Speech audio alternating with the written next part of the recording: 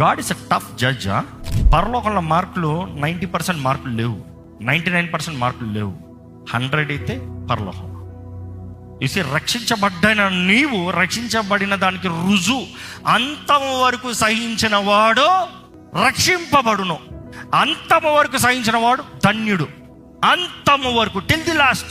90% వెళ్ళి ఆగిపోతాం కాదు, కొంతకాలం చేసి ఆగిపోతాం కాదు, కొంతకాలం బ్రతికి చేసి ముగిస్తాం కాదు.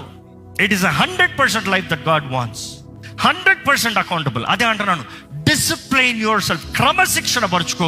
నిన్ను నువ్వు క్రమశిక్షణ పరుచుకున్న తర్వాత దాని నుండి బయటకు ఉండి బ్రతకలేవు. You will be so much stuck in to it. నీ జీవిత విధానమే వేరు ఉంటుంది. అండ్ అభివృద్ధి కనబడుతుంది, నీకే కదా అందరికీ కనబడుతుంది. నువ్వు దేవుని ఎడల భయభక్తులు కలిగినప్పుడు దేవుడు ఆ జ్ఞానాన్ని ఇస్తాడు. జ్ఞానానికి మూలము దేవుని ఎడల భయభక్తులు కలిగి ఉంటావు. ఆ జ్ఞానం కలిగి ఉన్నప్పుడు నీ జీవితంలో చేసే నిర్ణయాలు దేవుని ఎడల భయభక్తులతో చేస్తావు. కాబట్టి it is always higher, higher, higher.